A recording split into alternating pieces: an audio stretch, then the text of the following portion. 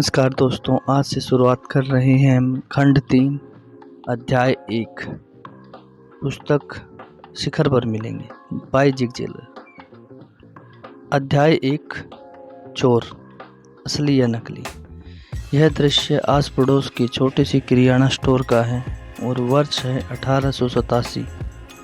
एक 55-60 साल का विशिष्ट दिखने वाला भद्र व्यक्ति हरी सलगम खरीद रहा है। वह क्लर्क को $20 देता है, बाकी पैसे वापस पाने का इंतज़ार करता है। क्लर्क पैसे लेकर कैश ड्रॉवर में डालती है, बाकी पैसे वापस लेने के लिए गिनना शुरू करती है। तथापि उसने देखा कि उसकी उंगलियों पर, जो कि सलगम उठा कर देने के कारण अभी तक गीली थी, कुछ स्याही छूट रही थी। वह ठिठकी और सोचने लगी, क्या किया जाना चाहिए। वह थोड़ा रुकी। क्षण भर के लिए समस्या से जूझने पर उसने एक निर्णय लिया। यह व्यक्ति इमानुएल निगर है, जो काफ़ी पुराना मित्र है, पड़ोसी है और ग्राहक है। अवश्य ही वह उसे कोई गलत या नकली नोट नहीं दे सकता। अंततः उसने बाकी पैसे दे दिए और वह चला गया। बाद में उसे दूसरे विचार आए, क्योंकि 1887 में $20 बहुत बड़ी रकम होती थी। उसने पुलिस को सारी बात बताई। एक पुलिसमैन को विश्वास था कि $20 का नोट असली है। दूसरा स्याही छूटने के कारण उलझन में था। अंततः उनकी जिज्ञासा का और फर्ज की जिम्मेवारी ने उन्हें मिस्टर निगर के घर की तलाशी का वारंट प्राप्त करने के लिए बाध्य कर दिया। अटारी में उन्हें $20 के नकली नोट बनाने की सामग्री मिली। उन्होंने 3 तस्वीरें भी मिली जो इमानुएल निगर ने पेंट की थी। निगर एक बहुत अच्छा आर्टिस्ट था। वह इतना अच्छा आर्टिस्ट था कि वह उन $20 के नोटों को हाथ से ही पेंट कर रहा था। बारीकी से एक एक चीज़ में कारीगरी में इतनी निपुणता लगाई थी कि वह हर किसी को बेवकूफ़ बनाता रहता, जब तक कि किराना स्टोर के क्लर्क के गीले हाथों के रूप में भाग्य की विडंबना उसके सामने नहीं आ गई। उसकी गिरफ्तार होने के बाद उसकी बनाई हुई तस्वीरों को $16,000 में सार्वजनिक रूप से नीलाम किया गया। हर तस्वीर $5,000 से अधिक बिक्री की। कहानी की विडंबना यह है कि इमानुएल निगर को $20 का नोट पेंट करने में लगभग उतना ही समय लगता जितना कि $5,000 की मूल्य की तस्वीर को पेंट करने में। हाँ, यह कुशल और प्रतिभावान आदमी दुनिया की नज़र में एक चोर था। दुखद बात यह है कि जिस व्यक्ति ने सबसे अधिक चुराया था वह खुद इमानुएल निगर ही था। अगर उसने विधि संगत रूप से अपनी योग्यता को बेचा होता तो वह न सिर्फ धनवान आदमी होता, बल्कि इस प्रक्रिया में वह अपने साथियों के लिए भी कितनी खुशी और कितने लाभ लाता। वह भी चोरों की उस अंतहीन सूची में था जो जब दूसरों से चुराने की कोशिश करते हैं और अपने आप से ही चुराते रहते हैं। यह चोर दम्भी था।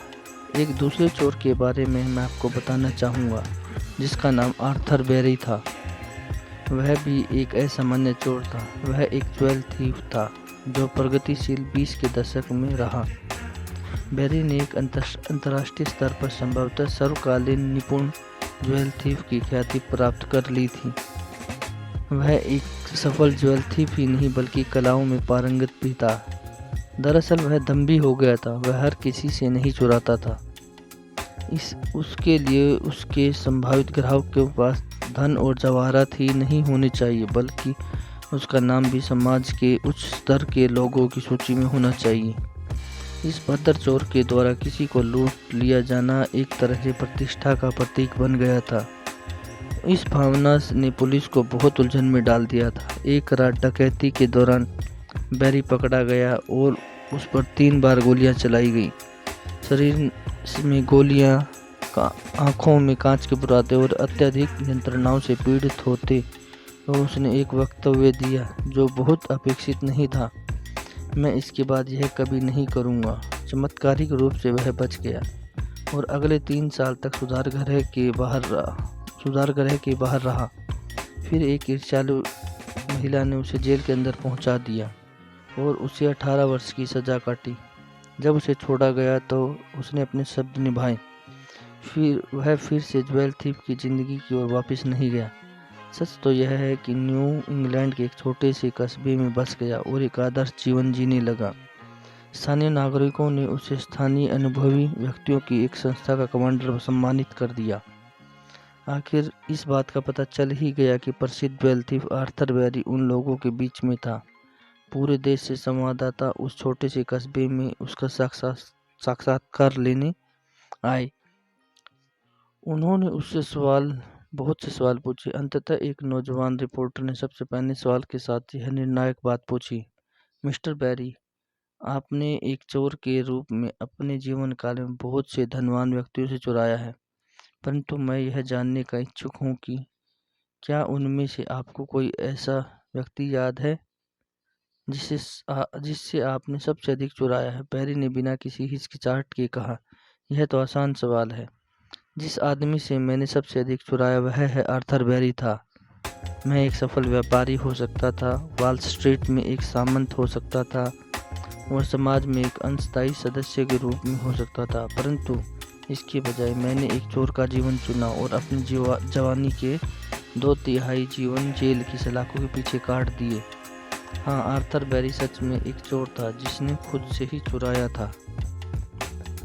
आप इस चोर को जानते हैं। एक तीसरे चोर जिसके बारे में मैं बात करना चाहूँगा वह स्पष्ट रूप से आप हैं। मैं आपको एक चोर कहकर पुकारने वाला हूँ, क्योंकि कोई भी व्यक्ति जो अपने आप में विश्वास नहीं रखता, अपनी योग्यताओं का पूरा उपयोग नहीं करता, वह एक तरह से अपने आप से अपने प्रियजनों से चुरा रहा है। इस प्रक्रिया में अपनी घटी हुई उत्पादकता के कारण वह समाज से चुरा रहा है, क्योंकि कोई भी जानबूझकर अपने आप से नहीं चुराएगा। इसलिए जाहिर है जो लोग अपने आप से चुरा रहे हैं वे यह अनजाने में कर रहे हैं, तो भी अपराध अभी भी गंभीर है, क्योंकि नुकसान उतना ही बड़ा है जितना कि जानबूझकर करने पर होता। अंततः प्रश्न स्पष्ट है, क्या आप अपने आप से चोरी कर छोड़ने को तैयार हैं? मैं विश्वास करने के प्रति काफ़ी आशावादी हूँ कि आपने शिखर के लिए अपनी चढ़ाई शुरू कर दी है। आपके लिए और बहुत से दूसरे लोगों के लिए यह पुस्तक इस रास्ते पर काफ़ी दूर तक ले जाने के लिए प्रेरणा और ज्ञान प्रदान करेगी। तथापि मैं आपको चेतावनी दे दूं, इस क्षेत्र में आपकी शिक्षा इस पुस्तक को पूरा पढ़ लेने पर समाप्त नहीं होगी। आपके शरीर को पौष्टिक भोजन की हर रोज आवश्यकता होती है। इसी तरह आपके दिमाग को मानसिक पोषण की आवश्यकता होती है बार बार। इसलिए पढ़ते रहिए, जल्द ही आप आईने में देखेंगी जो कि एक पूर्व चोर की आंखों में देख रहे होंगे। तो बताइए दोस्तों, कैसे लगा ये भाग आज का? इसमें काफ़ी रोचक कहानियाँ थी और सीखने के लिए बहुत कुछ। Please like, subscribe and share. Thank you दोस्तों।